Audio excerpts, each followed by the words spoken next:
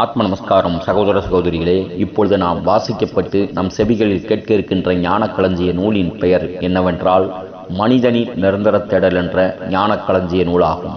நாம் அனைவரும் ஞானம் அடைய வேண்டி கொடுத்த ஞான பெருந்தகை யாரென்றால் கிரியா யோக தந்தை ஸ்ரீ பரமஹம்ச யோகானந்தர் ஆவார். வாசிக்கப்படும் தலைப்பு என்னவென்றால் உணர்வு, ஆழ் உணர்வு மற்றும் உயர் உணர்வு ஞாபக சக்தி என்ற தலைப்பாகும். பதிவின் சாரம் என்னவென்றால், நீ மரணம் அடையும் போது, அதாவது ஒருவன் மரணம் அடைந்தால் அவன் எந்த நினைவுகள் அவனுக்கு மிக வலிமையாக ஆழ்மனப்பதிவில் பதிந்துள்ளனவோ அவைகள் உங்களுடைய அடுத்த பிறவின் சூழலையும் பழக்கங்களையும் நிர்ணயிக்கின்றன என்று பரமஹம்ச யோகானந்தர் கூறுகின்றார். இப்பொழுது பதிவின் தொடக்கம் ஆரம்பம். ஒன்றன் பின் ஒன்றாக கேட்போம்.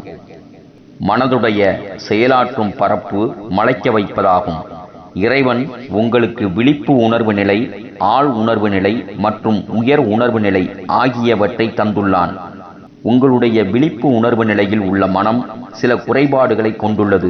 சில வருடங்கள் கழிந்ததும் பல விஷயங்களை அது மறக்க ஆரம்பிக்கின்றது. ஆனால் உங்களுடைய ஆழ் உணர்வு நிலையில் உள்ள மனம் அதிக ஞாபகத்திறனை கொண்டுள்ளது. ஒவ்வொரு எண்ணமும் அனுபவமும் ஆழ் உணர்வு நிலை எனும் பண்டக சாலையில் சேகரித்து வைக்கப்பட்டுள்ளது.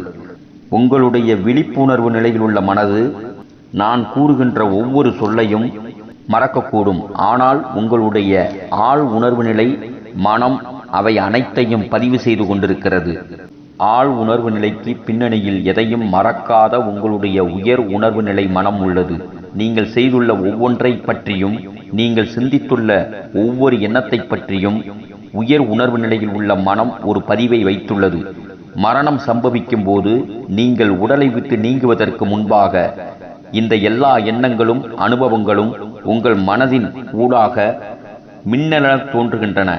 எந்த நினைவுகள் மிக வலிமையாக உள்ளனவோ அவைகள் உங்களுடைய அடுத்த பிறவியின் சூழலையும் பழக்கங்களையும் நிர்ணயிக்கின்றன என்று கூறுகின்றார் பரமஹம்ச யோகானந்தர்.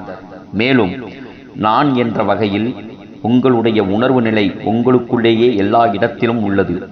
அதனால் நீங்கள் சிந்திக்கும் ஒவ்வொரு எண்ணத்திலும் உள்ளது. உங்களுடைய உணர்வு நிலையை நான் எனும் அகந்தைக்கு அப்பால் உயர் உணர்வு நிலை எல்லைக்குள் உங்களால் விரிவடைய செய்ய முடியுமானால் அந்த நிலையிலிருந்து உங்களுடைய விழிப்புணர்வு மனதின் ஊடாக செல்லும் ஆயிரக்கணக்கான எண்ணங்களையும் உங்களால் கவனிக்க முடியும். உயர் உணர்வு மனதை விருத்தி செய்துள்ளோர் இப்பிறவி மற்றும் முந்தைய பிறவிகளின் சகல எண்ணங்களையும் ஞாபகத்தில் வைத்திருக்க முடியும். தெய்வீக ஞாபகத்தில் எதுவும் மறக்கப்படுவதில்லை. நம் எண்ணங்கள் உண்மையானவை மற்றும் அவை நிரந்தரமானவை, விண்வெளியில் என்றும் இருப்பவை. இப்புவியின் சகல ஒளிகளும் கூட உங்களுடைய உயர் உணர்வு மனதில் பதிவு செய்யப்படுகின்றன. இதனாலேயே இயேசுநாதரும் ஒரு காசுக்கு 2 அடைக்கலான் குருவியை விற்கிறார்கள் அல்லவா? ஆயினும் உங்கள் பிதாவின் சித்தம் இல்லாமல் அவைகளில் ஒன்றாயிலும் தரையிலேயே வீழாது என கூற முடிந்தது. 150 கோடி மக்களை பற்றியும் ஒவ்வொருவரும் ஒவ்வொரு நாளும் சிந்திக்கும் 12,000 எண்ணங்களை பற்றியும் சிந்தியுங்கள். பல கோடிக்கணக்கான அந்த எல்லா எண்ணங்களை பற்றியும் உங்களுடைய உணர்வு நிலை அறிந்திருந்தால் அப்போது நீங்கள் கூடஸ்தா உணர்வு நிலையான, அதாவது புருவமைய உணர்வு நிலையான, எல்லாம் அறிந்த படைப்பில் உள்ள அனைத்தையும் பற்றியும் உணர்வு பூர்வமாக அறிந்திருக்கும் நிலையை உடையவராகின்றீர்கள்.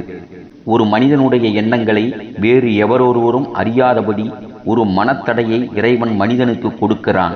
நீங்கள் பலருடன் இருந்தாலும் கூட உங்களுடைய எண்ணங்களுடன் நீங்கள் தனித்திருக்கிறீர்கள்.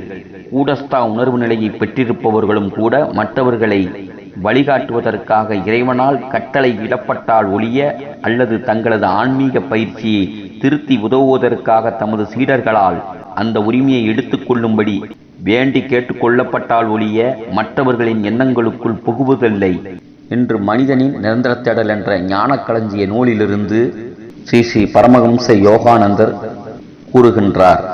இந்த பதிவை முழுமையாக கேட்ட பின்பு நாம் தெரிந்து கொண்டது என்னவென்றால், இறுதி காலத்தில் எப்பொருளை எண்ணிக்கொண்டு ஒருவன் உடலை உகுக்கிறானோ எப்பொழுதும் அப்பொருளை பாவிப்பானாகவே அவன் அதையே அடைகிறான் என்று பகவத்கீதையில் சொல்லப்பட்டுள்ளது. ஆத்ம நமஸ்காரம் சகோதர சகோதரிகளே. பதிவு முடிவுற்றது.